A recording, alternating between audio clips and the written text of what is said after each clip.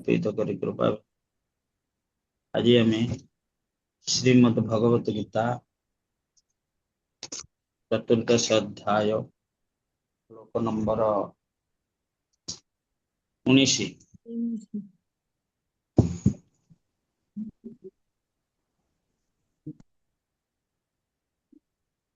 भगवान कहते नान्यं गुणेभ्यः कर्तारं यदा द्रष्टानुपश्यति गुणेभ्यश्च परं वेत्ति मद्भावं सोऽधिगच्छति। नान्य गुणेभ्यः कर्तारं यदा द्रष्टानुपश्यति गुणेभ्यश्च परं वेत्ति मद्भावं सोऽधिगच्छति। जेतेबेले तुम्हें देखिबो जे प्रत्येक कर्मरे प्रकृतिर त्रिगुण व्यतीत आउ किछि नाही एवं परमेश्वर ए त्रिगुण ठार बहुत ऊर्ध्वरे सेतेबेले तुम्हें मोर ए दिव्य प्रकृति संबंध रे जानि पारिबो। दिव्य प्रकृति मोर ए दिव्य प्रकृति बा मो भाव मु कौन मोर ऐश्वर्य माधुर्य कौन ए जिनस तुम्हें जानि पारिबो। मु के भली ये त्रिगुण ये भौतिकता भौतिक जगत रे थिले मध्य निर्लिप्त पदम पत्रम इबाम्बसा ए भली मु निर्लिप्त मो ए भौतिकता मते स्पर्श करि पारेनी। सच्चिदेवी माताजी हरे कृष्ण। माताजी आपण कौन सी ग्रंथ नहांती नहीं अछंती गीता ग्रंथ अछंती जे भागवतम सेट आणतु नहीं नहीं भागवत से अच्छी मु आसी छी बुल्ला तो अच्छा अच्छा अच्छा ओ हरे कृष्ण। बुर्ला सेंटर आड़ टिके जानतु हमर आपनकर तो अछि आपनक आश्रम ना हमर संबलपुर रे। हां आज्ञा सेठी जीबी काले जीबी आपन बुर्ला सेंटर को जीबे हमर सेठी आत्मनिवेदन स्वामी महाराज अछंती हमर मीनाक्षी माताजी को दीक्षा गुरु आमर केसे संदीपन मुनि प्रभु अछंती तापरे ये अमय प्रभु अछंती अगेन बे भगवान एठी गोटे गोटे देखंतु ए श्लोक आ तार अनुवाद भितर टिके टिके एमती लेखार शैली रहुची गोटे जिनस आम बुझी पार ना। भागवतम 60 नंबर श्लोकटा से भली जहाँ अनुवाद दिया जाइछि से भी आमे बुझी परिबानी सेटा अनुवादटा बुझी परिबानी।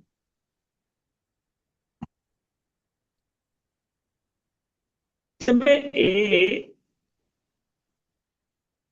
कर्म करूची किए कर्म करूची किए कर्म करोची किए आत्मा कर्म करोची आत्मा कर्म करोची की प्रभु नहीं आत्मा कर्म करोनी।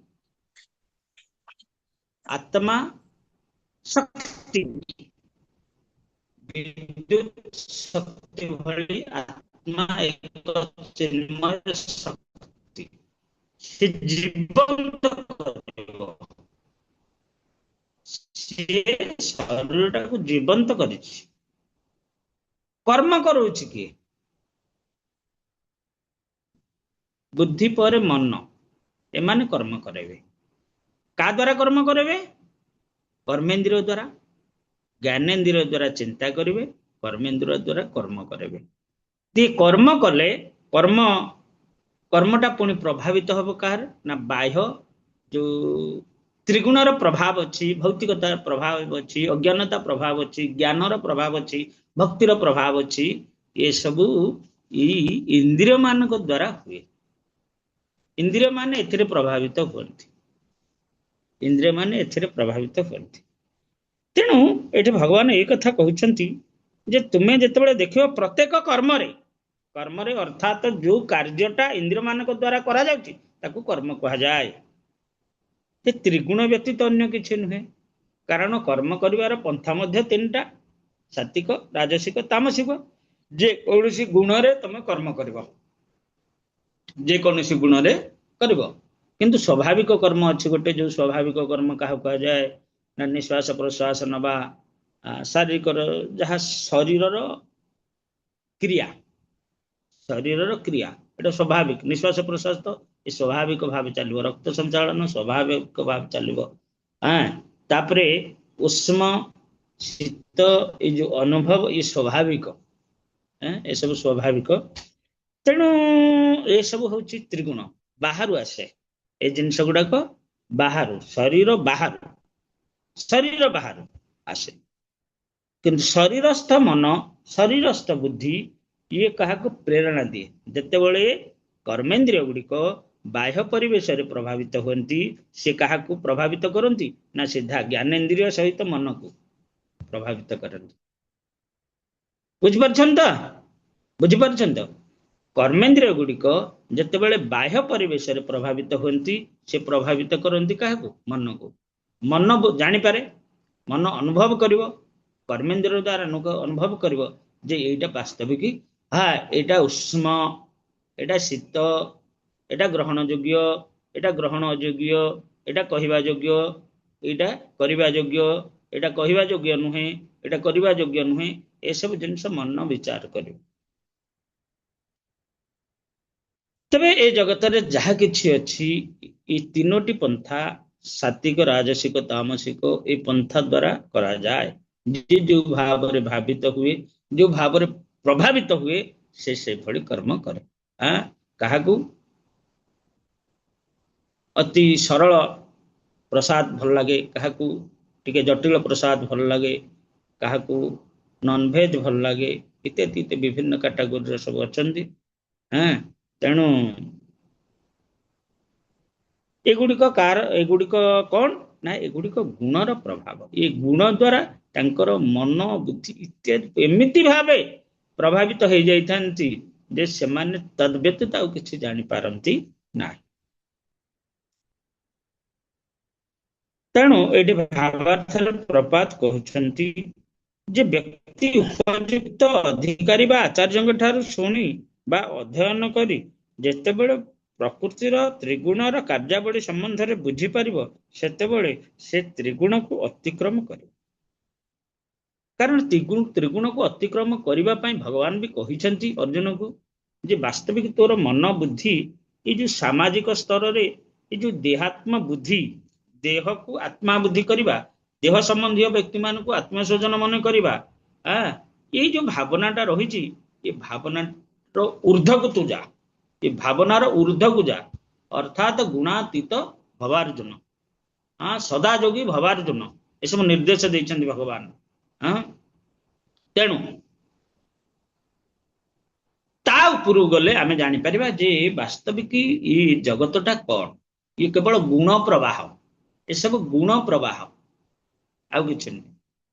ଗୋଟେ ବ୍ୟକ୍ତି ଜଳ ଭିତରେ ଅଛି, ଯଦି ସେ ଜଳର ପରିସୀମାଟାକୁ ଜାଣିପାରିବନି,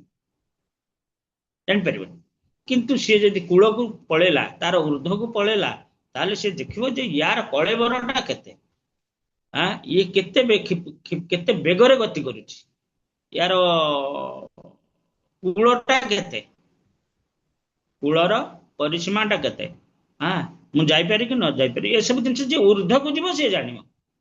ଯେମିତି ଆମର ଗୋଟେ କଣ ଢାଗ ଅଛି, ଯେ ପକ୍ଷୀ ଯାଏ ଯେତେ ଦୂର ସେ ଜାଣେ ତାହାର ବ୍ୟବହାର, ଯେ ଯେତେ ଦୂର ଯିବ ଯେ ତାର ଦୃଷ୍ଟି ପରିସରଟା ସେତେ ବ୍ୟାପକ ହବ। ତେଣୁ ଗୁଣାତୀତ ହେଲେ ବ୍ୟକ୍ତି ଏ ସଂସାରର ସମସ୍ତ ରହସ୍ୟକୁ ଅନୁଭବ କରିପାରିବ। ତେଣୁ ପ୍ରକୃତ ଆଚାର୍ଯ୍ୟ ବା ଗୁରୁ ହେଲେ କୃଷ୍ଣ। ସେ ଦିବ୍ୟ ଜ୍ଞାନ ଅର୍ଜୁନକୁ ପ୍ରଦାନ କରୁଛନ୍ତି। କଣ ସେ ଦିବ୍ୟ ଜ୍ଞାନ? ନା ଗୁଣାତୀତ ଭବାର୍ଜୁନ, ଏ ତ୍ରିଗୁଣର ଊର୍ଦ୍ଧ୍ୱକୁ ଯାଅ। ଠିକ ସେହିପରି ଯେଉଁମାନେ ପୂର୍ଣ୍ଣ କୃଷ୍ଣ ଚେତନଶୀଳ, ସେହିମାନଙ୍କ ଠାରୁ ବ୍ୟକ୍ତି ତ୍ରିଗୁଣର କାର୍ଯ୍ୟାବଳୀ ସମ୍ବନ୍ଧରେ ଶିକ୍ଷା କରିବା ଉଚିତ। ଯେଉଁମାନେ ଯାଇଛନ୍ତି ତ୍ରିଗୁଣ ଗୁଣାତୀତ, ଯେଉଁମାନେ ଗୁଣାତୀତ ବ୍ୟକ୍ତି, ସେମାନଙ୍କଠୁ ଶ୍ରବଣ କରିବା ଉଚିତ। ସେମାନେ ହେଲେ କୃଷ୍ଣ ଭକ୍ତ, ଅର୍ଥାତ୍ ବ୍ୟକ୍ତି ସେଇମାନଙ୍କ ଠାରୁ ଏ ଦିବ୍ୟ ଜ୍ଞାନ ଶିକ୍ଷା କରିବା ଉଚିତ, ନଚେତ୍ ତାର ଜୀବନ ପଥଭ୍ରାନ୍ତ ହେବ। ବାସ୍ତବିକ ଗୁରୁ ଆଚାର୍ଯ୍ୟ ମାନେ ସେ ପଥକୁ ଭଲ ଭାବେ ଜାଣିଛନ୍ତି। ପଥକୁ ଭଲ ଭାବେ ଜାଣିଛେ ଇଏ ଗୋଟେ ବାଟ, ଆଉ କିଛି ଅଲଗା ବାଟ ନୁହଁ। ମୋ ପାଇଁ ଗୋଟେ ବାଟ, ଆପଣଙ୍କ ପାଇଁ ଗୋଟେ ବାଟ, ତା ପାଇଁ ଗୋଟେ ବାଟ, ଏସବୁ ଅଲଗା ନୁହଁ। ବ୍ୟବସାୟତ୍ମକ ବୁଦ୍ଧି ଏକ, ଏକ ହ କୁରୁ ନନ୍ଦନ। ବ୍ୟବସାୟତ୍ମକ ବୁଦ୍ଧି ଗୋଟିଏ, ଗୋଟିଏ ବାଟ ଭକ୍ତି ପଥ। ତେଣୁ ଜଣେ ଆଚାର୍ଯ୍ୟଙ୍କ ଠାରୁ ଉପଦେଶ ଲାଭ କଲେ ବ୍ୟକ୍ତି ନିଜର ପ୍ରକୃତ ସ୍ୱରୂପ କଣ ଜାଣିପାରିବ। ଏ ଜଡ଼ ଶରୀର କଣ, ଇନ୍ଦ୍ରିୟ କିପରି କଣ କରୁଛନ୍ତି, ସେ କିପରି ବଦ୍ଧ ହୋଇଛନ୍ତି ଏବଂ ସେ କିପରି ଭୂତ ପ୍ରକୃତିର ଗୁଣାଧୀନ ହୋଇ ପଡିଛନ୍ତି, ଏ କଥା ଜାଣିପାରିବ।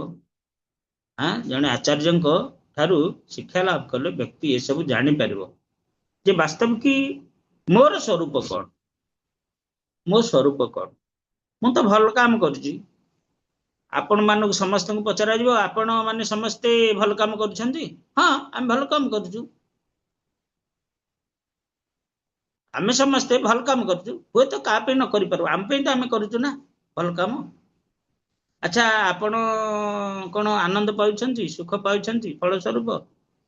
ନାଇଁ ପ୍ରଭୁଜୀ, ଏଇଆ ଅସୁବିଧା ହେଇଗଲା, ସେଇଆ ଅସୁବିଧା ହେଇଗଲା। ଆରେ ଆମେ ତ ଭଲ ପାଇଁ କାମ କରୁଛେ, ଆଉ ମନ୍ଦ ଫଳଟା କାହିଁକି ଆଉଛି? କାରଣ ଇଏ ଭୌତିକ ଜଗତରେ ସବୁ ଗୁଣମୟ କର୍ମ, ଗୁଣ ଦ୍ୱାରା ପ୍ରଭାବିତ କି ଆମେ କର୍ମ କରୁଛେ, ଆମେ ଯୋଉଟା କରୁଛେ ଠିକ କରୁଛେ। କିନ୍ତୁ ଫଳଟା କଣ? ଫଳଟା ତ ମନ୍ଦ ଫଳ ନା। ଏ ଜଗତଟା ଅଶାଶ୍ୱତ, ଦୁଃଖାଳୟ, ଦୁଃଖର ଆଳୟ, ଭୋଜନାଳୟ। ଯୋଉଠି ଭୋଜନ ପର୍ଯ୍ୟାପ୍ତ ପରିମାଣରେ ମିଳେ ତାକୁ ଭୋଜନାଳୟ। କାର୍ଯ୍ୟାଳୟ, ଯୋଉଠି ଅଫିସ କାର୍ଯ୍ୟ ସମସ୍ତେ କରୁଛନ୍ତି, କାର୍ଯ୍ୟାଳୟ। ତେଣୁ ଏଇଟା ଦୁଃଖଳୟ, ଦୁଃଖରେ ପରିପୂର୍ଣ୍ଣ। ଦୁଃଖ ଗୁଡା ସେଟିଂ କରିକି, ତ୍ରିଗୁଣ ମାନେ ତିନିଟା ଯାକ ହଉଛି ଗୁଣ, ହଉଛି ଦୁଃଖ, ଦୁଃଖ ସ୍ୱରୂପ। ତେଣୁ ଏଠି ସୁଖ କାହିଁକି ଆମେ ସୁଖ ପାଇବା? ଭଗବାନଙ୍କୁ ଛାଡିଦେଲେ ସୁଖର କିଛି ନାହିଁ। ଭଗବାନ ହଉଛନ୍ତି ସୁଖର ଆଧାର, ଆନନ୍ଦ ସ୍ୱରୂପ, ସଚ୍ଚିଦାନନ୍ଦ ସ୍ୱରୂପ, ସଚ୍ଚିତ୍ ଆନନ୍ଦ ସ୍ୱରୂପ। ତେଣୁ ଜଗତଟା ହଉଛି ଦୁଃଖମୟ। ତେଣୁ ଯାହା କରିବା ସେଇଟା ଦୁଃଖ ହବ। ଯଦି କରିବା ସବୁ ଦୁଃଖ ହବ, ଭଗବାନଙ୍କୁ କାହିଁକି ତାହେଲେ ଭଜନ କରିବା, ସେଟା ମଧ୍ୟ ଦୁଃଖମୟ। କେତେକ କହନ୍ତି ଯେ ଶିବଙ୍କୁ ଭଜନ କଲେ ଶିବଜୀ କଣ ଦେବେ, କୃପା କରିକି ଦୁଃଖ ଦୂର କରିଦେବେ, ସୁଖ ଦେବେ, ସୁଖ ଦେବେ। ଆଉ ଯଦି ବିଷ୍ଣୁଙ୍କୁ ପୂଜା କରିବା, ବିଷ୍ଣୁ ଆରାଧନା କରିବା, ହିରଣ୍ୟକଶିପୁ ତ କହିବ ପ୍ରହ୍ଲାଦଙ୍କୁ, ତୁ ଶିବ ଭଜନ କର, ତୁ ବିଷ୍ଣୁ ଭଜନ କାହିଁ କରୁଛୁ? ବିଷ୍ଣୁ ଭଜନର କିଛି ଶ୍ରେୟ ନାହିଁ। ଶିବ ଭଜନ କଲେ ସିଏ ଆମକୁ ବର ଦେବେ, ଅମର ହେଇଯା, ଅମର ହେଇଯିବା, ଅମର ହେଇଯିବା, ଯାହା ଇଚ୍ଛା ତାହା କରିବା, ଜୀବନ ସାରା ଉପଭୋଗ ଏମିତି କରୁଥିବା, ଅୟସ କରୁଥିବା। ଆରେ ଅୟସ ଜିନିଷ, ତୁମେ ତ ନିଜେ ହିରଣ୍ୟକଶିପୁ ଉପଦେଶ ଦେଲା ଯେ ଇଏ ସବୁ ଗୁଣ ପ୍ରବାହ, ଏସବୁ ଦୁଃଖମୟ। ପରସ୍ପର ଇଏ ସମୟ ସ୍ରୋତରେ, କାଳ ସ୍ରୋତରେ ସମସ୍ତେ ଏକତ୍ର ହୁଅନ୍ତି, ପୁଣି ବିଚ୍ଛିନ୍ନ ହେଇଯାଆନ୍ତି। କେତେ ସୁନ୍ଦର କଥା କହିଲ, କିନ୍ତୁ ଶେଷକୁ କଣ ହେଲା ନା ମୂଳ ଜିନିଷଟାକୁ ଭୁଲିଗଲା। କାହିଁକି କାହିଁକି ଭୁଲିଯାଏ? କାହିଁକି ଭୁଲିଯାଏ? କାହିଁକି ଭୁଲିଯାଏ କିଏ କହିବ? ଆପଣ ଭିତରୁ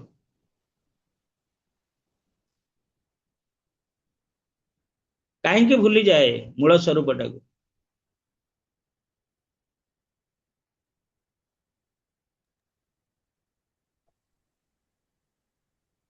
ଆଉ ତ୍ରିଗୁଣ ଦ୍ଵାରା ପ୍ରଭାବିତ ହେଇକି, ସେ ଯୋଉ ମାୟା ଦ୍ଵାରା। ଭୋଗବାଞ୍ଛା ଯୋଗୁ ହିଁ ଭୁଲିଯାଏ। ସଂସାର ବୈରାଗ୍ୟ କଥା କୁହାଗଲା। ସଂସାର ବୈରାଗ୍ୟ, ସବୁ କିଛି ଅସତ୍ୟ, ଜଗତର କିଛି ସବୁ ସ୍ଥାୟିତ୍ୱ ନାହିଁ। ପୁଣି ଘରକୁ ଆସିଲେ ସେ ବୈରାଗ୍ୟକୁ ଆଡେ ଉଭେଇକି ଯିବ। ତେଣୁ କାରଣଟା କଣ? ଏହାର କାରଣଟା କଣ? କୃଷ୍ଣ ଭୁଲି ଏଇ ଯିବ ଭୋଗ ବାଞ୍ଛା করে, নিকটস্থ মায়া তারে জাপটিয়া ধরে। ये इंद्रिय माने सर्वदा ए मन रूपक रथी को नेकी कौन करती? भोगवांछा करती। तेणु भोगवांछा ही समस्त अनर्थर कारण। भगवान को भूले दब से ନିଜର ସ୍ୱରୂପକୁ ସେ ଭୁଲେଇ ଦବ।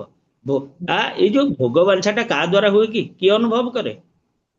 କିଏ ଅନୁଭବ କରେ? ଶରୀର ଅନୁଭବ କରୁଛି, ଇନ୍ଦ୍ରିୟ ଅନୁଭବ କରୁଛି।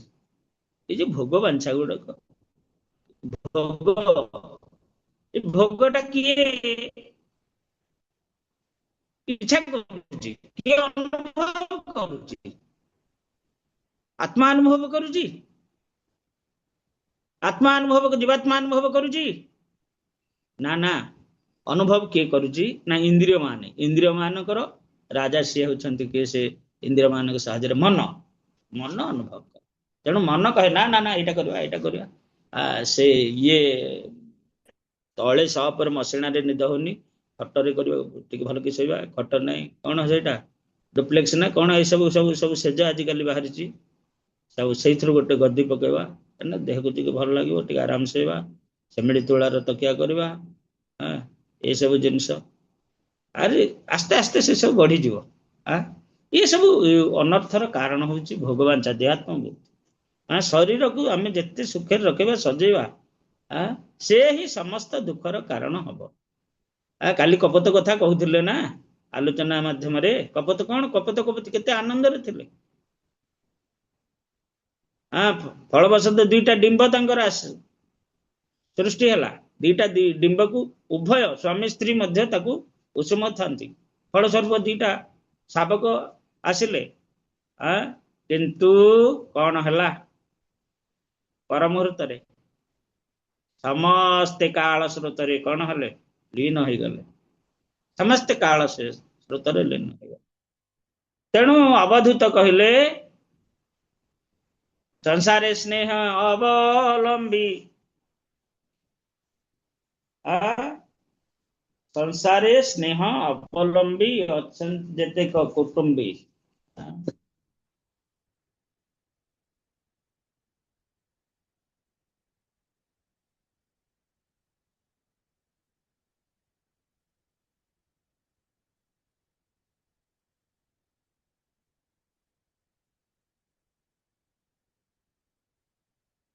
ତେବେ ଆମେ ପରସ୍ପର କଣ ରହୁଛେ ନା, ଏଇ ଯୋଉ ସ୍ନେହ ଦେହାତ୍ମ ବୁଦ୍ଧି ଆସୁଛି ଆମର, ସେ ଦେହାତ୍ମ ବୁଦ୍ଧି ସମସ୍ତ ଅଜ୍ଞାନତାର କାରଣ। ଦେହାତ୍ମ ବୁଦ୍ଧି ସମସ୍ତ ଅଜ୍ଞାନତାର କାରଣ। ଦେହାତ୍ମ ବୁଦ୍ଧି ବୋଲେ କଣ କି? ହରେ କୃଷ୍ଣ। ଏଇ ଦେହ ସବା ଶରୀରଟାକୁ ଆତ୍ମଜ୍ଞାନ କରେ। ଶରୀରକୁ ଆତ୍ମଜ୍ଞାନ କରିବା ହେଉଛି ଆମର ଅଜ୍ଞାନତା। ଇଏ ହଉଛି ଆମର ଅଜ୍ଞାନତା।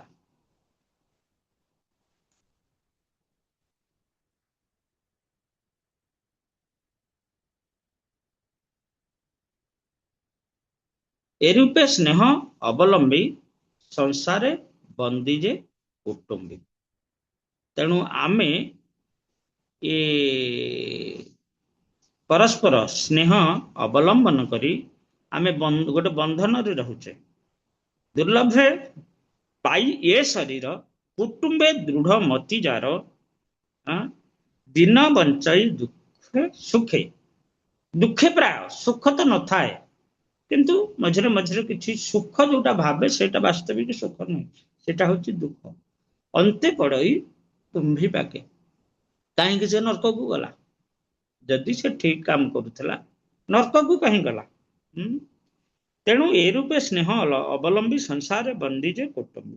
ଦୁଃଖ ସହଇ ଏ ଶରୀରେ ନିତ୍ୟ କୁଟୁମ୍ବ ପୋଷିବାରେ, ନିରତେ ଆକୁଳ ହୃଦୟ ଏଣୁ ବୋଲାଇ ଦୁଃଖମୟ। ତେଣୁ ଏ ସଂସାରଟା ଦୁଃଖମୟ, କାରଣ ସର୍ବଦା ଆକୁଳ, ଭୋଗ କରିବାର ଆକୁଳ, ସବୁ ପ୍ରକାର ଆକୁଳତା ଥାଏ ଏଠାରେ। ତେଣୁ ଏଇଭଳି ଭାବରେ ଏ ସଂସାରଟା ଦୁଃଖମୟ। ଏ କାରଣ ହେଲା, ଆମେ ନିର୍ଯାସରେ ପହଞ୍ଚିଲେ, ଶାସ୍ତ୍ର ନିର୍ଯାସରେ, ଯେ ବାସ୍ତବିକ ଏ ଭୋଗବାଞ୍ଛା ହିଁ ଏ ଦୁଃଖର କାରଣ। ଏ ଭୋଗବାଞ୍ଛା କାହା ଯୋଗୁଁ ସୃଷ୍ଟି ହୁଏ? ନା ଏ ତ୍ରିଗୁଣ ଦ୍ୱାରା ସୃଷ୍ଟି ହୁଏ। ତେଣୁ ଯେ ତ୍ରିଗୁଣ ଗୁଣାତୀତ, ସେ ଜାଣିପାରେ ଯେ ତାର ପ୍ରକୃତ ସ୍ୱରୂପ କଣ, ଏ ଜଡ ଶରୀର କଣ, ଇନ୍ଦ୍ରିୟ ଗଣ କିପରି କଣ କରିଛନ୍ତି, ସେ କିପରି ବଦ୍ଧ ହୋଇଛି, ସେ କିପରି ଭୂତ ପ୍ରକୃତିର ତ୍ରିଗୁଣାଧୀନ ହୋଇଛି, ଏସବୁ କଥା ଜାଣିପାରେ। ତ୍ରିଗୁଣାଧୀନ ହୋଇ ସେ ଅସହାୟ ଅବସ୍ଥାରେ ପଡି ରହିଛି। କିନ୍ତୁ ଯେତେବେଳେ ସେ ନିଜର ପ୍ରକୃତ ସ୍ୱରୂପ ଦେଖିପାରିବ ସେତେବେଳେ ସେ ଦିବ୍ୟ ଜୀବନର ସୁଯୋଗ ଲାଭ କରିବ। ପ୍ରକୃତ ସ୍ୱରୂପ ଯେତେବେଳେ ଅନୁଭବ କରିବ ସେତେବେଳେ ଦିବ୍ୟ ଜୀବନର ସୁଯୋଗ ଲାଭ କରିପାରିବ। ସେତେବେଳେ ବାସ୍ତବରେ ଜୀବ ବିଭିନ୍ନ କର୍ମର କର୍ତ୍ତା ନୁହେଁ। ବାସ୍ତବରେ ଜୀବ, ଏଠି କୁହାଗଲା ଜୀବ ବିଭିନ୍ନ କର୍ମର କର୍ତ୍ତା ନୁହେଁ, ସେ କର୍ମ କରିବାକୁ ବାଧ୍ୟ ହଉଛି। ଆଚ୍ଛା, ଜମି ଚାଷ କରୁଛି କିଏ? ବଳଦ ଜମି ଚାଷ କରୁଛି, କିନ୍ତୁ ଜମିଟା ତାର ନୁହଁ, କାମ କରିବାକୁ ସେ ବାଧ୍ୟ। ତାକୁ ଗୋଟେ ଦଉଡିରେ ଯୋଚା ହଉଛି, ଦଉଡିରେ ଯୋଚା ହେଇକି ଲଙ୍ଗଳ ସେଥିରେ ବନ୍ଧା ହଉଛି। ପଛରୁ ଜଣେ କଣ କରୁଛି? ବାଡି ଧରିକି ତାକୁ ଓଡଉଛି। ଆଉ ତା କହିବା ମୁତାବକ ଏଇଠି ବୁଲେ, ଏଇଠି ବୁଲିବ, ଏଇଠି ନ ବୁଲିଲେ କଣ ହବ? ସେ ବାଡି ଧରିଛି ନା, 2-4 ପାହାରେ କଷିଦବ। କଣ ନୀଳିମା ମାତାଜୀ ଗମ୍ଭୀର ଭାବେ ଶୁଣୁଛନ୍ତି? ମାନେ ବାସ୍ତବିକ ସତ କଥା ନା କଣ? ନା ନୁହେଁ? ତେଣୁ ପଛପଟେ ସେ ବାଡି ଧରିକି ଜଣେ ଯାଉଛି, ବାଡିଟାକୁ ନ ବାଡେଇଲେ ମଧ୍ୟ ବାଡିଟାକୁ ଏମିତି ଟେକିକି ରଖିଛି। 5 ଜଣଟେ ଧରିଥିବେ ଆଉ ଯୋଚୁଥିବେ। 5 ଜଣ ଧରିକି, ମାନେ ସିଏ ତାର ଭୟ ଅଛି ଯେ କେତେବେଳେ ଯଦି ଭୁଲ କରିବି ଇଏ 5 ଜଣ ମାଡ ନିଶ୍ଚିତ ଭାବେ ମୁଁ ଖାଇବି। ତେବେ ଇଚ୍ଛା ଥାଉ ନଥାଉ କାମ କରିବାକୁ ସେ ବାଧ୍ୟ, କାରଣ ତାକୁ ଜଣେ କରଉଛି। ତେବେ ଆମକୁ କିଏ କର୍ମ କରଉଛି? ମଣିଷକୁ କିଏ କର୍ମ କରଉଛି?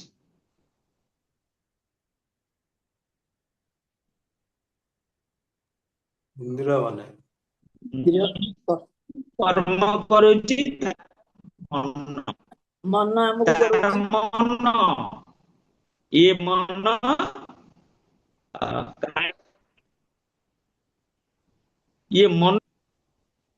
ମନ ହିଁ କର୍ମ କରୁଛି। ମନ କହୁଛି କଣ? ଏଠିକି ଯିବା, ସେଠି ଗୋଟେ ପାର୍ଟି ଅଛି, ସେଠିକି ଆଟେଣ୍ଡ କରିବା, ସେଇଠି ଭଲ ଜିନିଷ ମିଳୁଛି, ଟିକେ ମାରିଦବା। ତେଣୁ ମନ ଭିଡିକି ନଉଛି ଶରୀରଟାକୁ। ପ୍ରଭୁଜୀ, ଆମେ ଏଠି କହିପାରିବାନି ଆତ୍ମା ପରୋକ୍ଷରେ, ଆତ୍ମା ମନଟା ବି ସେଇ ଅନ୍ତଃକରଣରେ ଯାଉଛି ନା। ଅନ୍ତଃକରଣରେ ଯାଉଛି ଯେ ମାତାଜୀ, ସେ ପରା 2ଟା ଜାଗାରେ ଇଆଡେ କନେକ୍ଟ, ସେ ହଉଛି କନେକ୍ଟର, ମଝିରେ କନେକ୍ଟର ହଉଛି ଅନ୍ତଃକରଣଟା, ଗୋଟେ କନେକ୍ଟର। ଆତ୍ମାଟା ତା ଭିତରେ ଅଛି।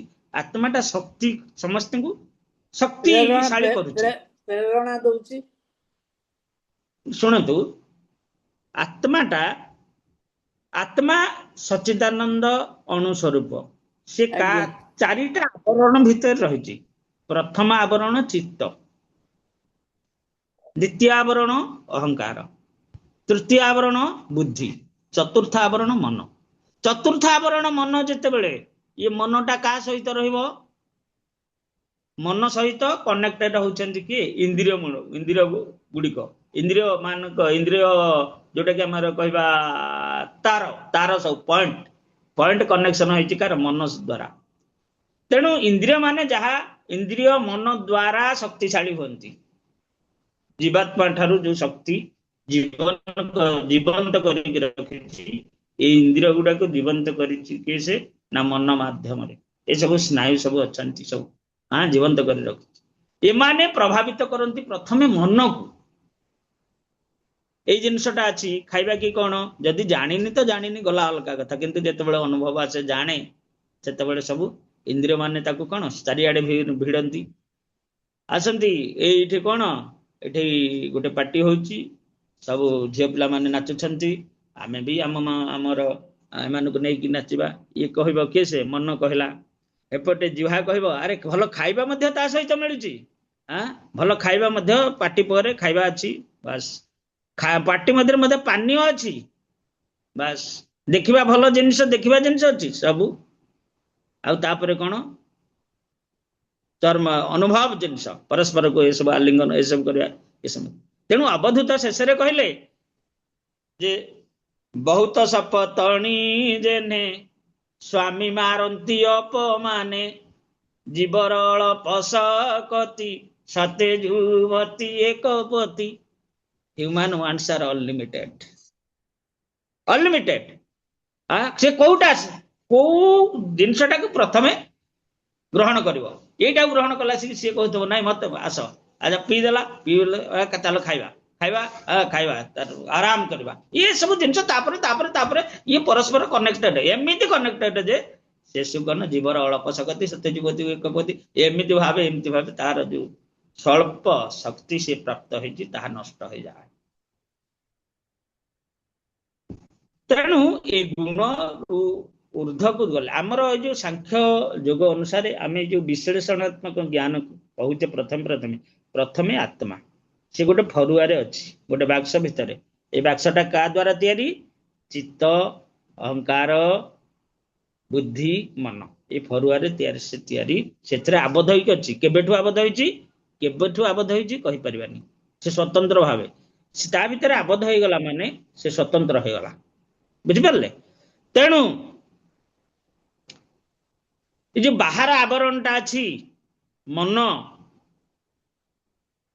ସିଏ ସଦାବେଳେ ଇନ୍ଦ୍ରିୟ ମାନଙ୍କ ଦ୍ୱାରା ପ୍ରଭାବିତ ହୁଏ ତା ସହିତ କନେକ୍ସନ ହେଇଛି କଣ ନା ସବୁ ପଏଣ୍ଟ ସେଠୁ ଯାଇଛି କୋଉ ପଏଣ୍ଟ ଯାଇଛି ମନ କହିବେ ବୁଦ୍ଧି ନାଇଁ ଏଇଟା ତ ଗୋଟେ ଆବରଣ ହେଇକି ରହିଲା कर्मेंद्रिय ପଏଣ୍ଟ କର୍ମେନ୍ଦ୍ରିୟ କର୍ମେନ୍ଦ୍ରିୟ ଚକ୍ଷୁ ପଏଣ୍ଟ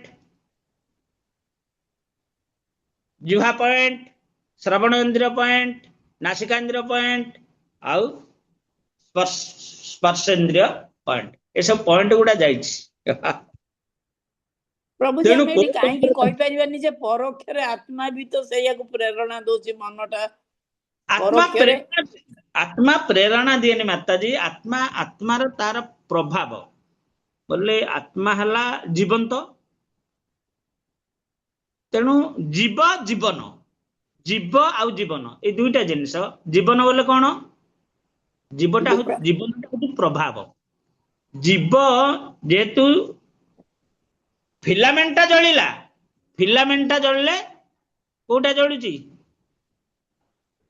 ବଲ୍ବଟା ଜଳିବ ବଲ୍ବଟା ଜଳିଲା ତେଣୁ ବଲ୍ବଟା ପ୍ରଭାବ ତାର ଦେଖେଇଲା ସାରା ରୁମ୍ ଟାକୁ ଆଲୋକିତ କରିଦେଲା ବୁଝିଲେ କି ଇ ଠିକ ସେଇଭଳି ସେଇ ନ୍ୟାୟ ଅନୁସାରେ ଆତ୍ମା ଚିନ୍ମୟ ସତ୍ତା ସେ କିଛି କରେନି ସେ ଗୋଟେ କରିବାର କଣ କି ସେ ଚିନ୍ମୟ ସତ୍ତା ନା ସେ ହଉଛି ତନୁଭା ଅଣୁ ବ୍ରହ୍ମ କଣିକା ତନୁ ଆଭା ଅର୍ଥାତ ସେ ଗୋଟେ ଜ୍ୟୋତି କଣିକା ଚିନ୍ମୟ କଣିକା ତେଣୁ ସେ ତାର ଧର୍ମ ହେଲା ସେ ଜୀବନ୍ତ କରିବ ଆପଣ କହିବେ ଏଇ ଯୋଉ ପ୍ରେରଣା ଏସବୁ ଜିନିଷ କୋଉଠୁ ତାହେଲେ ଆସିଲା ନା ଏସବୁ ଜିନିଷ ପରମାତ୍ମା ବାହାରେ ସବୁ କରିଛନ୍ତି ଏ ଗୁଣ ଦ୍ୱାରା ସବୁ କରିଛନ୍ତି ସେ ଜିନିଷଟା ଅନୁଭବ କରେ ମନ ଅବୋଧ ଶିଶୁ ତାକୁ ଭୋକ ହଉଛି କେମିତି ଭୋକ ହଉଛି ଭୋକ ହବାର ଗୋଟେ କାରଣ ଅଛି ନା କାହିଁ ଭୋକ ହୁଏ ହରେ କୃଷ୍ଣ ମନହାରିଣୀ ମାତାଜୀ ଆପଣଙ୍କୁ କାହିଁକି ନିଦ ହୁଏ ନିଦ ଲାଗୁଛି କୁହନ୍ତୁ ନା କୁହନ୍ତୁ ତାର କାରଣ କଣ ଅର୍ଥାତ ଆପଣ ବେଶୀ ସମୟ ହେଲା ଶଯ୍ୟା ତ୍ୟାଗ କଲେଣି ଆପଣଙ୍କର ଇନ୍ଦ୍ରିୟ ଗୁଡାକ ଅବଶ ହେଇଗଲାଣି ସେଇ ଯୋଗୁ ଆପଣ କଣ କରୁଛନ୍ତି ଆଉ ବାହାର ଜିନିଷ କିଛି ଆଗ୍ରହ ଲାଗୁନି ଯାଇକି ଆଖିଟା ବୁଝି ହେଇଯାଉଛି ଅବଶ ହେଇଗଲାଣି ଯେତିକି ଦରକାର ସେମାନେ ଆକ୍ଟିଭ ରହିବାର ସମୟ ତାହା ଅତିକ୍ରାନ୍ତ ହେଇଗଲାଣି ତେଣୁ ଆପେ ଆପେ ସେମାନେ କଣ ହଉଛନ୍ତି ନା ଆଖିଟା ବୁଝି ହେଇଯାଉଛି ବୁଝିପାରିଲେ କି ଏସବୁ ଗୋଟେ ପ୍ରଭାବ ତେଣୁ ଜୀବାତ୍ମା କହିଲେ ଇଏ ମନ ବୁଦ୍ଧି ଅହଙ୍କାର ଯୁକ୍ତ ଆତ୍ମା ତାକୁ ଜୀବାତ୍ମା କୁହାଯାଏ ଇଏ ଶରୀର ଭିତରେ ରହିଛି ଇଏ ସ୍ୱତନ୍ତ୍ର ଇଏ କେବଳ ଏଇ ଯୋଉ ଆମର ପଏଣ୍ଟ ଗୁଡା ଅଛି ତା ସେଇଭଳି ପଏଣ୍ଟ ଏଇ ଯୋଉ ଇନ୍ଦ୍ରିୟ ମାନଙ୍କର ସବୁ ପଏଣ୍ଟ ଅଛି କର୍ମେନ୍ଦ୍ରିୟର ସେ ସବୁ ଜିନିଷ ଦ୍ୱାରା ସେ କନେକ୍ଟ ହେଇକି ଅଛି ତେଣୁ ସେ ବାହାର ପ୍ରଭାବଟାକୁ ମନକୁ ଜଣେଇକି ସେ କଣ କରୁଛି ଏ ଶରୀରଟାକୁ ଘୋଷାଡ଼ିକି ନଉଛି କାରଣ ଶରୀର ଭିତରେ ସେ ଅଛି ତେଣୁ ସେ ଘୋଷାଡ଼ିକି ନେଉଛି। ଆଉ ଯଦି ଇଞ୍ଜିନ ଅଲଗା ହେଇଯିବ, ଗାଡି ବଡିଟା ଅଲଗା ହେଇଯିବ, ସେତେବେଳେ ଆଉ କଣ ଇଞ୍ଜିନ ଘୋଷାରିକି ନବ କି ବଡିଟାକୁ ଅଲଗା ହେଇଗଲେ? ନା ଆ ତେଣୁ ଠିକ ସେଇଭଳି ଏ ତ୍ରିଗୁଣ ଦ୍ଵାରା, ବାହ୍ୟ ତ୍ରିଗୁଣ ଦ୍ଵାରା ଏ ଶରୀର ଯେହେତୁ ଇଞ୍ଜିନ ଏଥିରେ ଅଛି, ଇଏ ବଡିଟାକୁ ସେ ଘୋଷାଡ଼ିକି ନଉଛି। ଚାଲ ଇଆଡେ ଯିବା, ସିଆଡେ ଯିବା, ବାଟରେ ଯା, ଏଇଟା ଅବାଟ, ଏଇଟା ବାଟ, ଏଭଳି ଏସବୁ ଜିନିଷ। ତେଣୁ ବାସ୍ତବରେ ଜୀବ ତ କର୍ତ୍ତା ନୁହେଁ, ସେ କର୍ମ କରିବାକୁ ବାଧ୍ୟ ହେଉଛି, କାରଣ ସେ ଯନ୍ତ୍ର ସଦୃଶ। କିଏ ସେ? ନା ଏ ଶରୀରଟା ଯନ୍ତ୍ର ସଦୃଶ, ଯନ୍ତ୍ରୀ ହଉଛନ୍ତି ଭଗବାନ। କିନ୍ତୁ ବାହାରେ ଗୋଟେ ଇଚ୍ଛା ଶକ୍ତି କାର୍ଯ୍ୟ କରୁଛି, କ୍ରିୟା ଶକ୍ତି କାର୍ଯ୍ୟ କରୁଛି, ଜ୍ଞାନ ଶକ୍ତି କାର୍ଯ୍ୟ କରୁଛି। ଅନ୍ତରରେ ମଧ୍ୟ ସେଇ ଜିନିଷ ଅଛି, ବାହାରେ ଅଛି, ଅନ୍ତରରେ ଅଛି। ଏ ସବୁର ଅଧିକାରୀ କିଏ? ସେ ଭଗବାନ ପରମାତ୍ମା। ପରମାତ୍ମା। ଆଚ୍ଛା, ପରମାତ୍ମା କଣ କରୁଛନ୍ତି? ମାୟା ଶକ୍ତିକୁ କଣ ପ୍ରେରଣା ଦଉନାହାନ୍ତି କି? ମାୟା ଶକ୍ତି ତାଙ୍କ ଦ୍ଵାରା ଶକ୍ତିଶାଳୀ ନା? ଆଜ୍ଞା ମାୟା ଶକ୍ତି ତାଙ୍କ ଦ୍ଵାରା ଶକ୍ତିଶାଳୀ। ତେଣୁ ସିଏ ମାୟା ମାଧ୍ୟମରେ ୟାକୁ ଆକର୍ଷିତ କରୁଛନ୍ତି। କାହାକୁ? ଏ ଶରୀରଟାକୁ ଆକର୍ଷିତ କରୁଛନ୍ତି। କିନ୍ତୁ ତାଙ୍କର ଗୋଟେ ସ୍ୱସ୍ୱରୂପ ଅଛି, ଯୋଉଟା କି ମାୟା ମୁକ୍ତ ସ୍ୱରୂପ। ସେ ସ୍ୱରୂପରେ କଣ କରୁଛନ୍ତି ଦେଖନ୍ତୁ।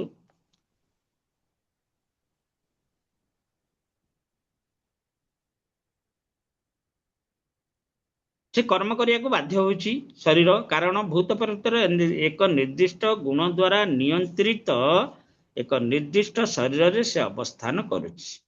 ଭୂତ ପ୍ରକୃତିର ଏକ ନିର୍ଦ୍ଦିଷ୍ଟ ଗୁଣ ଦ୍ୱାରା ନିୟନ୍ତ୍ରିତ ଏକ ନିର୍ଦ୍ଦିଷ୍ଟ ଶରୀରରେ ସେ ଅବସ୍ଥାନ କରୁଛି। ହୁଏତ ଜଳଚର ହେଇପାରେ, ଜଳଚର ହେଲେ କୋଉଠି ତାକୁ ଜଳଟା ଭଲ ଲାଗିବ ନା, ଆଉ ସ୍ଥଳ ଭାଗଟା ଭଲ ଲାଗିବ କି? ତା ଶରୀରଟା ଜଳ ଭିତରେ ରହିବା ପାଇଁ ଉପଯୁକ୍ତ। ଯିଏ ଆକାଶଚର, ସେ ଆକାଶରେ ରହିବା ପାଇଁ ତା ଶରୀରଟା ଉପଯୁକ୍ତ। ଯିଏ ଭୂମିରେ ରହୁଛି ସ୍ଥଳଚର, ସେ ସ୍ଥଳରେ ରହିବା ପାଇଁ ତା ଶରୀରଟା ଉପଯୁକ୍ତ। ଏ ଶରୀରଟା ପ୍ରଦାନ କରିଛି କିଏ? ସେ ଭଗବାନ ପ୍ରଦାନ କରିଛନ୍ତି, ବା ମାୟା ପ୍ରଦାନ କରିଛି। ମାୟା ଶକ୍ତି ଭଗବାନଙ୍କ ପ୍ରେରଣାରେ ପ୍ରଦାନ କରିଛି, ଏଇ ଶରୀରରେ ରହିଲେ ତୁମେ ଏଇ ଜାଗାରେ ରହିବ। ଜଣେ ଗୁରୁଙ୍କର ସହାୟତାରେ ଲାଭ ନ କଲେ ସେ କଦାପି ଏକଥା ବୁଝିପାରିବ ନାହିଁ। ଜଣେ ବ୍ୟକ୍ତି, ଏଠି ବ୍ୟକ୍ତି କଥା କୁହାଗଲା। ବ୍ୟକ୍ତି ଅର୍ଥ କଣ? ପଶୁ ପକ୍ଷୀ କି? ନାଇଁ, ମନୁଷ୍ୟ, ମଣିଷ। ତେଣୁ ଜଣେ ବ୍ୟକ୍ତି ଗୁରୁଙ୍କ ସହାୟତା ଲାଭ ନ କଲେ ସେ କଦାପି ଏକଥା ବୁଝିପାରିବ ନାହିଁ ସେ କେଉଁ ଅବସ୍ଥାରେ ଅଛି। ଏକ ଉପଯୁକ୍ତ ଆଚାର୍ଯ୍ୟ ବା ଗୁରୁଙ୍କ ସଂସ୍ପର୍ଶରେ ଆସିଲେ ସେ ତାର ପ୍ରକୃତ ଅବସ୍ଥା ବୁଝିପାରିବ ଏବଂ ତାହା ଜାଣି ସାରିଲା ପରେ ସେ ପୂର୍ଣ୍ଣ କୃଷ୍ଣ ଚେତନାରେ ସ୍ଥିର ହୋଇ ରହିପାରିବ।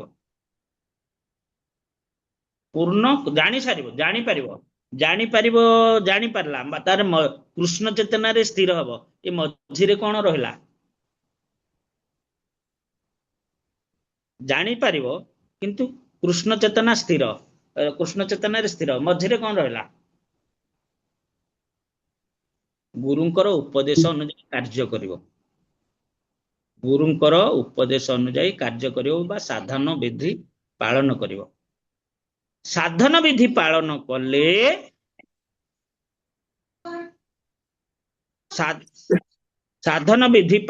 କଲେ ତାପରେ ଯାଇକି ସେ କୃଷ୍ଣ ଚେତନାରେ ସ୍ଥିର ହବ।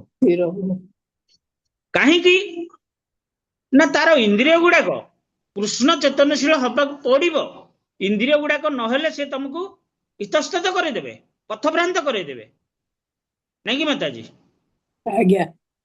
ଇନ୍ଦ୍ରିୟ ଗୁଡାକ ଯଦି କୃଷ୍ଣ ଚେତନଶୀଳ ନୁହନ୍ତି, ମନ ଯଦି କୃଷ୍ଣ ଚେତନଶୀଳ ନ ହୁଏ, ତାହେଲେ ତମେ ଜାଣିଲେ ମଧ୍ୟ ତମକୁ ଅଲଗା ବାଟରେ ନେଇକି ପହଞ୍ଚେଇ ଦେବେ।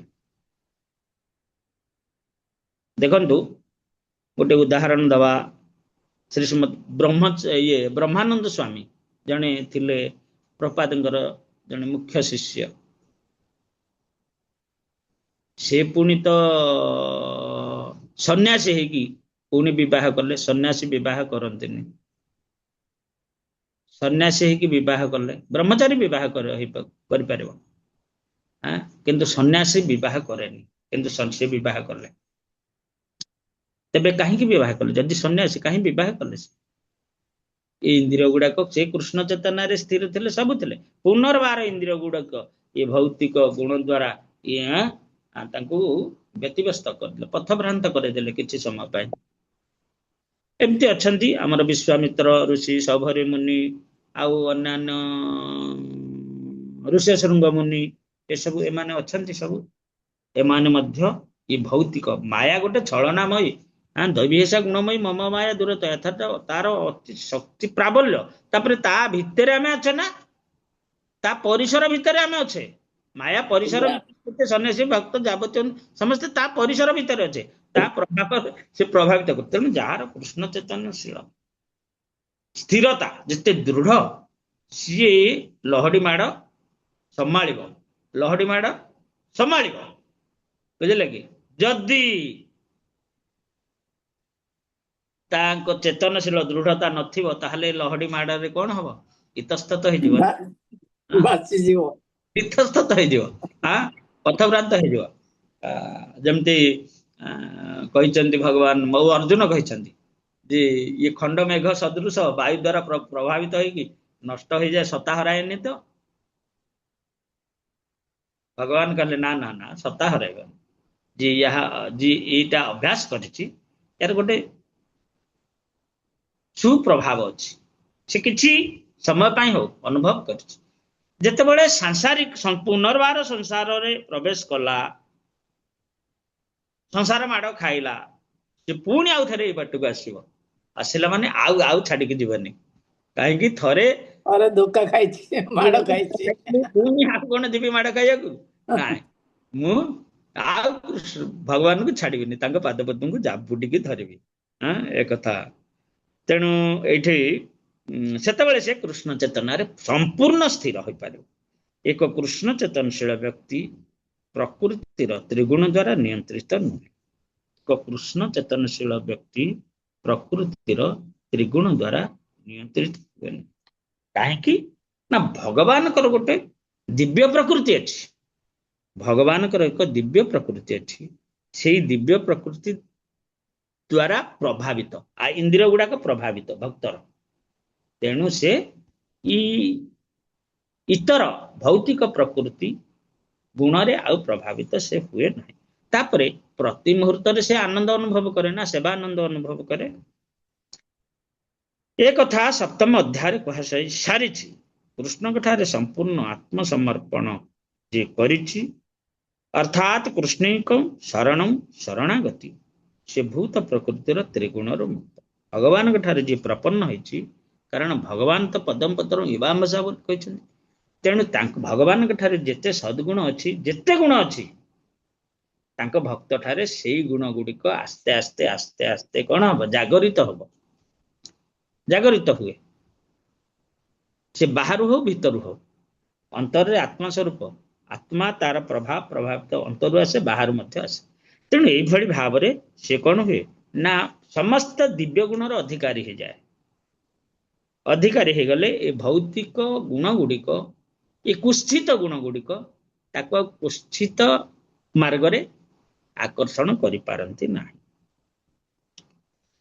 ତେଣୁ ସେ ପ୍ରତ୍ୟେକ ପଦାର୍ଥର ସ୍ୱରୂପ ପରିଷ୍କାର ଭାବରେ ଦେଖିପାରେ।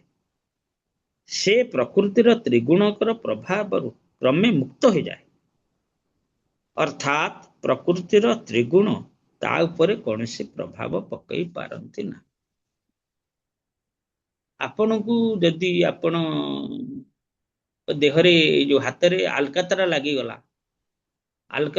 ଆଲକାତରା ଲାଗିଗଲେ ଆପଣ କେମିତି ସଫା କରୁଛନ୍ତି? କିରୋସିନ ଦେଇକି ସଫା କରିବ।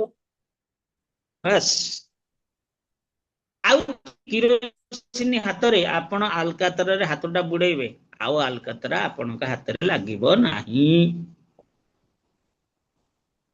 ତେଣୁ ଯିଏ ଇଏ କୃଷ୍ଣଙ୍କ ଦିବ୍ୟ ଗୁଣରେ ଭୂଷିତ ହେଇଯାଇଛି, ତାକୁ ପ୍ରକୃତିର ତ୍ରିଗୁଣ ତା ଉପରେ କୌଣସି ପ୍ରଭାବ ପକେଇ ପାରିବ ନାହିଁ। ବୁଝିପାରିଲେ ତ? ହରେ କୃଷ୍ଣ। ଆଜ୍ଞା। ଆପଣ ମାନେ ଭିଡିଓ ଅଫ୍ କରୁଛନ୍ତି, ମୁଁ ଶୁଣୁନାହାନ୍ତି କାହିଁକି? ଭିଡିଓ ଅଫ୍ କରିକି ଏତିକି ଶୁଣନ୍ତୁ। ଏତିକି ସମୟ, କେତେ ସମୟ ହେଲା? ଅଧଘଣ୍ଟେ। बा 40 मिनिट जिनसटा आलोचना केते सुंदर जिनस आलोचना होची सब समय मध्य ये भावनाटा भी मोर भी रहिबनी रहुनी तेणु ये कथाटा ए जो ये भावनाटा हमरो श्रीमद् भागवतम 60 रु श्लोक जोड़े श्लोक ना आरंभ कले ଆଜ୍ଞା ପ୍ରଭୁ ଷାଠିଏ 56 ରୁ ଆରମ୍ଭ ହେଲା ପ୍ରଭୁ 56 रु अच्छा ମୁଁ ତ କାଲି ବୋଧେ ପଢି ଦେଇଥିଲି କିଛି ଆଗକୁ ନାଇଁ ମତେ 60 ପୁରା 60 61 ହଁ ସେ 56 ରୁ ଆରମ୍ଭ ହେଲାନି 56 ରୁ ଆରମ୍ଭ ହେଇକିରି ପୁରା ସରିଗଲା ନା 61 ପର୍ଯ୍ୟନ୍ତ ଆଜି ତ 60 କାଲି ପଢେଇ ଦେଇଥିଲି ଆଜି ନାଇଁ 60 ଆଜି 61 ଷାଠିଏ ଏକଷଠି ଖାଲି ହେଇଛି 61 ଆମର ସରିଗଲା ଆଜି ଚାପ୍ଟର ଟା ସରିଯାଇଛି ହଁ ହଁ ପରା ଯେ ଆଜି 60 ଆଜି 61 ଖାଲି ଦିଟା ଦିଟା ପଢେଇଥିଲା ହେଲା ଏଇ ଷାଠିଏ ଦିଟା ଏକଷଠି 60 ହୁଁ 61 ଆଜ୍ଞା ତେବେ ହିରଣ୍ୟକଶିପୁ କହିଲେ ଯମରାଜ ଯେତେବେଳେ ବାଳକ ରୂପରେ ସୂର୍ଯ୍ୟଜ୍ଞଙ୍କର ମୃତଦେହକୁ ଘେରି ରହିଥିବା ଆତ୍ମୀୟ ସ୍ୱଜନକୁ ଏହିପରି ଭାବରେ ଉପଦେଶ ଦେଲେ କଣ ଯମରାଜ କହିଲେ ନା ସମସ୍ତେ ମୃତ୍ୟୁ କବଳିତ ସମସ୍ତେ ମନୁଷ୍ୟ ମୁଣ୍ଡେ ମୃତ୍ୟୁ ବସେ ଆତ୍ମାକୁ ଅନୁକ୍ଷଣେ ଗ୍ରାସେ जीवात्मा सर्व समय ग्रास करुच्ची अर्थात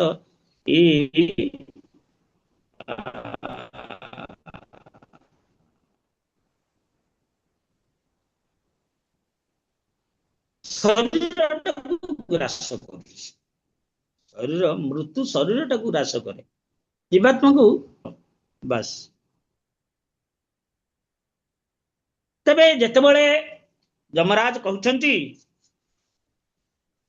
अरे सीए मरीगला से तो मरीगला सी कौठी गला तमे जानी न बा तमे जदि कहबो आमे आम स्वामी मरीगला आमे मरीजु ताहाले मध्य तुमे से फेरी आछोनी तमे मृत्युवरण करने को धमक देले मध्य जेमती आत्माहुति धमक दौछंती किरोसिन ढालिकी आ सरकार यदि बुझियो कथा न आम मृत्यु पे तुम्हें दायी हब बुझे तेणु ये सुयोग्य फेरी आसबनी कारण मृत्यु जोग्यता को होगला से शरीर छाड़ी तार जीवात्मा चलीगला तार कर्म अनुसार तुम्हें हेंती तुम कर्म अनुसार तुम्हें चलीज तेणु तुम मृत्यु समस्त को ग्रास करुच माँ पिला को ग्रास कला माँ को ग्रास कला बोपा को ग्रास कला काली आम कपत उपाख्यान पढ़ीचे समस्त को से मृत्यु ग्रास कला तुम्हें तुम मृत्यु प्रति कहीं सचेतन होना अन्य अन्य भूतानि गच्छन्ति जम मंदिर तुम प्रति मुहूर्त देखुच समस्ते तुम साई पड़िशा आत्मीय स्वजन जानिबार लोक समान मरुछंती तमर मृत्यु आसीबो ना नहीं तुम्हें मृत्यु आसियो हेउना तुम्हें ता प्रति कहीं सचेतन होना ये भली उपदेश किए मर्म स्पर्शी उपदेश एटा हिरण्यकशिपु जमराजंकर ई उपदेश को एठी उपस्थापना करुछंती ताको नारद मुनि मध्य कहउछंती तेणु एई भली भाबरे से दिति आउ दिति तार पुत्रवधू ताना कोन से समस्ते मध्य तार जो पुत्रा माने थिले झियारी पुत्रा समस्ते श्रवण कले समस्ते कोन मृत्यु अर्थात परमात्मा के ठारे मन निवेश कले बोली शास्त्र कहिछि तेणु श्लोक नंबर 59 रे सुयोग्य मूर्ख आत्मीय स्वजन मान को एपरी भाव उपदेश दे बालक रूपी जमराज सेठर अंतरहित हो गले जितेबले राजा सुयोग्य आत्मीय स्वजन मान राजा अंत्येष्टि क्रिया से सब कले जहा कर कथा कले तेबे श्लोक 60 रे कहगला अतएव निज पाई हेउ बा अन्य पाई हेउ आमे शरीर पाई शोक करिया उचित एटा कनक्लूजन आमे निज पाई किंबा अन्य कहा पाई शोक करिया उचित तेणु अर्जुन को भगवान ये कहले ये अज्ञानता तोर कहीं आसला ये विषम समय रे अर्थात युद्ध समय रे ये अज्ञानता कहीं आसला से ये सुयोग्य पत्नी माने जे भली क्रोधन करुथिले एठी तांकु ଭର୍ତ୍ସନା କରିଛନ୍ତି ଯମରାଜ, ଏଇଠି ଅର୍ଜୁନକୁ ଭର୍ତ୍ସନା କରୁଛନ୍ତି ଭଗବାନ। ଅଶୋଚନ ଅନଶୋଚନ ପ୍ରଜ୍ଞାବାଦସ୍ୟ ଭାଷସେ ଗତାସୁନ ଅଗତାଂଶ ନାନୁଶୋଚନ୍ତି ପଣ୍ଡିତା। କିଏ ଆସୁଛି କିଏ ମରୁଛି, ଆସିଲା ବେଲେ ଆମେ ବାଣ ଫୁଟେଇକି ଆମେ ୱେଲକମ କରୁଛେ, ଏସବୁ ଜିନିଷ କରୁଛେ, ଜନ୍ମଦିନ ପାଳନ କରୁଛେ, ସବୁ କରୁଛେ। ମରିବା ଲୋକ ପାଇଁ ଅନ୍ତ୍ୟେଷ୍ଟି କ୍ରିୟା କରୁଛେ, ଦୁଃଖ ପ୍ରକାଶ କରୁଛେ। ତେଣୁ ପ୍ରଜ୍ଞାବାନ ବ୍ୟକ୍ତି, ବୁଦ୍ଧିମାନ ବ୍ୟକ୍ତି ଏମାନଙ୍କ ପାଇଁ ଶୋକ କରିବା ଉଚିତ ନୁହେଁ। ଭଗବାନ ଏ କଥା କହିଲେ, ଏ କଥା କହିଲେ।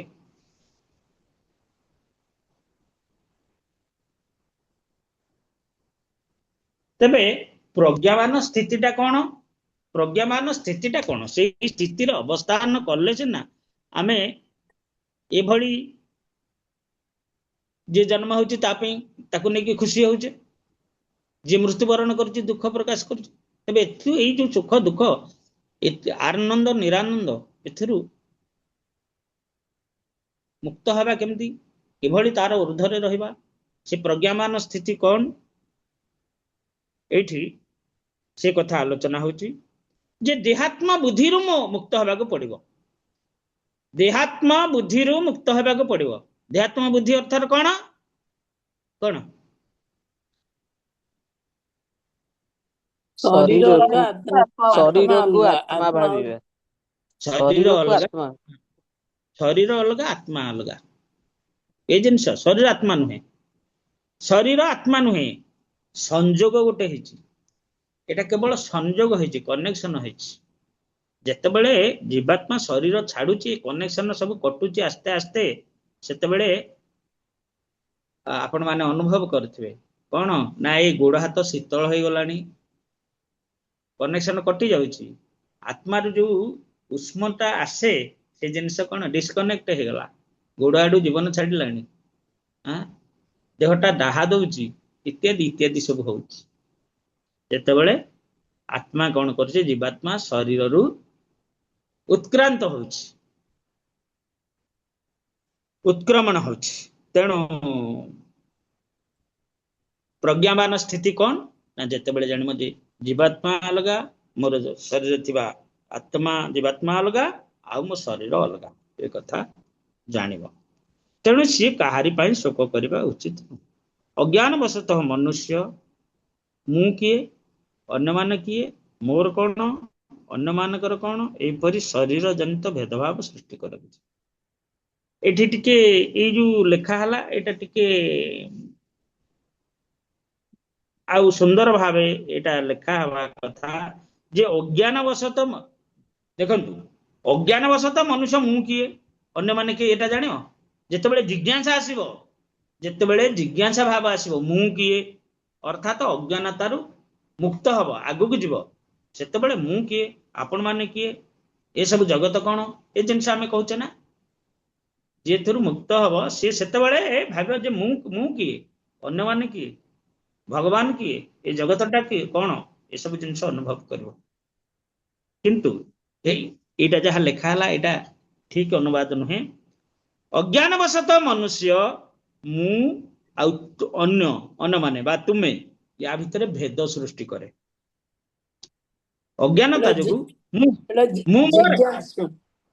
ମୁଁ ମୋର, ତୁମେ ତୁମର, ତମ କଣ କରୁଛ କଣ ନାହିଁ, କଣ ନାହିଁ ମୋର ଯାହା ଆସେ କେତେ, ଏଇଟା ହଉଛି ଅଜ୍ଞାନତା। ଅର୍ଥାତ ସେ ଅଲଗା ଅଲଗା ଭେଦ ସୃଷ୍ଟି କରୁଛି, ମୁଁ ଆଉ ମୋର। ଏସବୁ ଯେତେ ଦେଖ ଯାହା ଚୌଦିଗର ସେ ସବୁ ଅଧୀର ଅଟଇ ମୁଁ ଅଧୀଶ୍ୱର, ଏସବୁ ମୋ ଜିନିଷ ନା, ମୋର ଘର ବାଡି ସମ୍ପତ୍ତି ଇତ୍ୟାଦି ସବୁ, ମୋ ପିଲା, ମୋ ପରିବାର, ଏସବୁ ମୁଁ ମୁଁ ମୁଁ ଆଉ ମୋର। ତୁମେ ତୁମର, ତୁମ ପରିବାର, ତୁମ ଘର ଦ୍ୱାର ଇତ୍ୟାଦି ତମର। ତେଣୁ ଏ ଭେଦ ସୃଷ୍ଟି କରେ, କାହା ଦ୍ୱାରା ସୃଷ୍ଟି ହୁଏ, ଅଜ୍ଞାନତା ଦ୍ୱାରା ସୃଷ୍ଟି। ତେଣୁ ଇଏ କେବଳ ଇ ଅଜ୍ଞାନତା ବା ଶରୀର ଜନିତ ଭେଦଭାବ ସୃଷ୍ଟି କରେ, ଅଜ୍ଞାନତା, ଦେହାତ୍ମ ବୁଦ୍ଧି, ଦେହାତ୍ମ ବୁଦ୍ଧି ଦ୍ୱାରା ଏସବୁ ଭେଦଭାବ ସୃଷ୍ଟି ହୁଏ।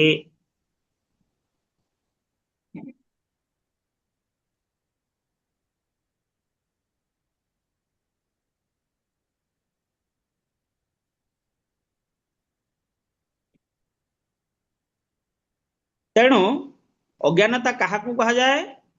ଏଇଠି ତ ଏ କଥା କୁହାଯାଇଛି ଯେ ଭୌତିକ ଜଗତର ଜଗତରେ ଆତ୍ମ ସଂରକ୍ଷଣ ଭାବନା ପ୍ରକୃତିର ପ୍ରଥମ ନିୟମ। ମୁଁ ଅଛି, ମୁଁ ଖାଇବି, ମୁଁ ରହିବି, ଇନ୍ଦ୍ରିୟ ଉପଭୋଗ କରି ମୋ କଥା ନିଜ ଭାବିବି ଆଗ।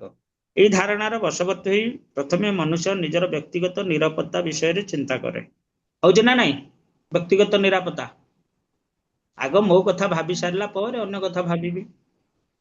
ତାପରେ ସମାଜ, ବନ୍ଧୁ, ପ୍ରୀତିର ପାତ୍ର, ଜାତି, ସମ୍ପ୍ରଦାୟ ଇତ୍ୟାଦି ବିଷୟରେ ଚିନ୍ତା କରେ। ଯାହା ସବୁ ଉଦ୍ଭବ ହେଉଛି ଆତ୍ମଜ୍ଞାନର ଅଭାବ ଜନିତ ଦେହାତ୍ମ ବୁଦ୍ଧି ହେତୁ ଏହାକୁ କୁହାଯାଏ ଅଜ୍ଞାନତା।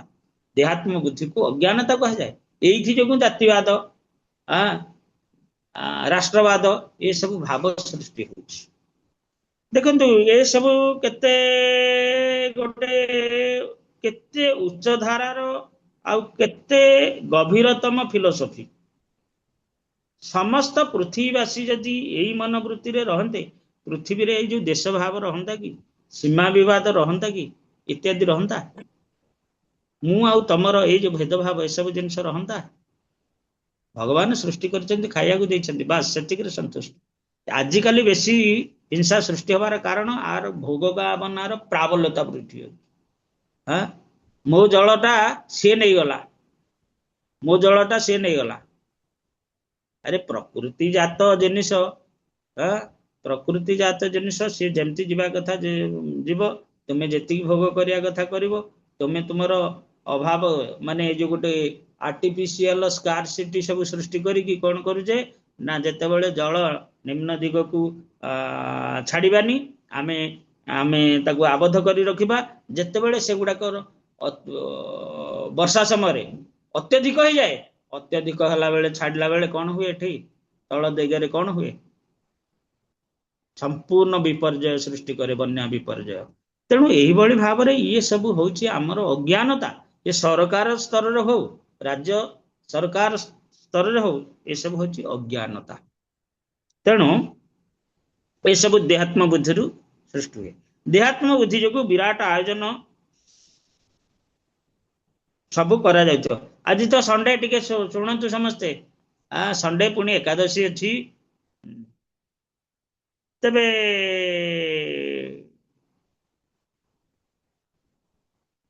ଯାହା ସବୁ ଉଦ୍ଭବ ହେଉଛି ଆତ୍ମଜ୍ଞାନର ଅଭାବ ଜନିତ ଦେହାତ୍ମ ବୁଦ୍ଧି ହେତୁ ଏହାକୁ ଅଜ୍ଞାନତା କୁହାଯାଏ। ମାନବ ସମାଜ ଯେପର୍ଯ୍ୟନ୍ତ ଅଜ୍ଞାନ ଅନ୍ଧକାରରେ ଆଚ୍ଛନ୍ନ ରହିଥିବ, ସେ ପର୍ଯ୍ୟନ୍ତ ଦେହାତ୍ମ ବୁଦ୍ଧି ବଶତଃ ବିରାଟ ବିରାଟ ଆୟୋଜନ ସବୁ କରିଥିବ। ସେ ସବୁର ବର୍ଣ୍ଣନା ପ୍ରହ୍ଲାଦ ମହାରାଜ କହିଛନ୍ତି। ଭାରମ ଭୌତିକ ଧାରଣା ଦ୍ୱାରା ପ୍ରଭାବିତ ହୋଇ ଆଧୁନିକ ସମସ୍ତ ପ୍ରଶସ୍ତ ରାସ୍ତା, କୋଠାବାଡି, କଳକାରଖାନା ତିଆରି କରୁଛି ଏବଂ ସଭ୍ୟତାର ପ୍ରଗତି ବୋଲି ମନେ କରିଛି। କିନ୍ତୁ ମନୁଷ୍ୟ ଜାଣେ ନାହିଁ ଯେ କୌଣସି ମୁହୂର୍ତ୍ତରେ ତାକୁ ସେଠାରୁ ଗୋଇଠା ମାରି ବାହାର କରିଦିଆଯିବ। ଘର ଦ୍ୱାରା କରୁଛେ, ସବୁ ସଂସ୍ଥା କରୁଛେ, ସବୁ କିଛି କରୁଛେ, ସବୁ କିଛି କଣ? ମୋର ମୋର ମୋର। ହରେ କୃଷ୍ଣ, ଏସବୁ ମୋର ମୋର। କିନ୍ତୁ ଏଠି ଗୋଟେ ଗୋଇଠା ମରା କଥା କଣ କୁହାଗଲା କି? ଗୋଇଠା ମରା କଥା କଣ କୁହାଗଲା? ଏହାର ଅର୍ଥ କଣ? ହରିବୋଲ କୁହନ୍ତୁ।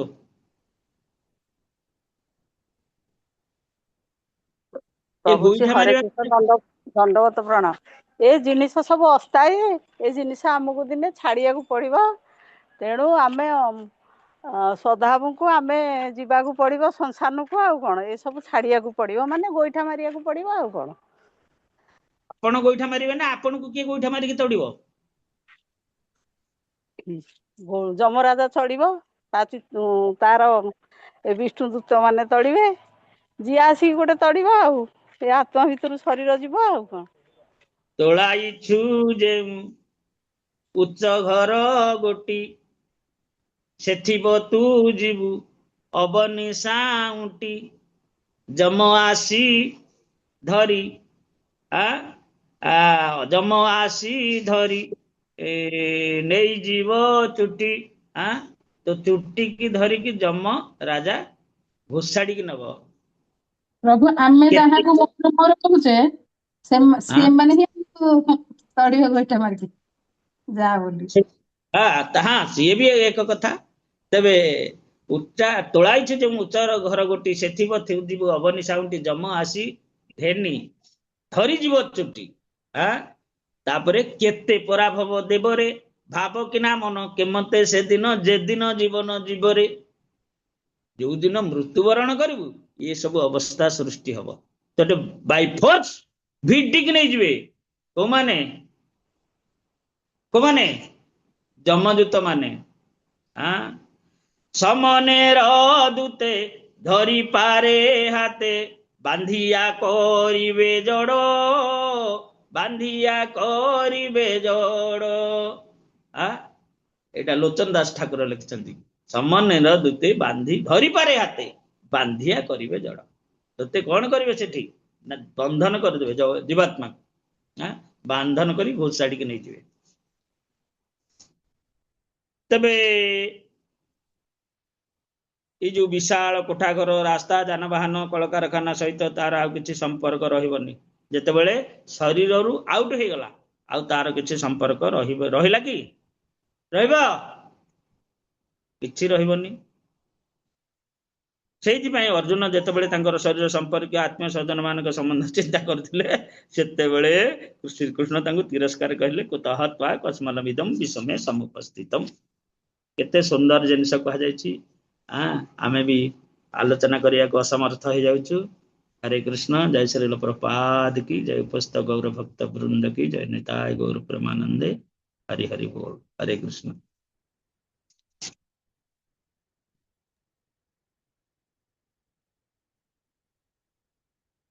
जमती चोर चोरी कला जेल दंड भोगिला जेल दंड भोगिला बेले से कहबो ना ना आउ चोरी कर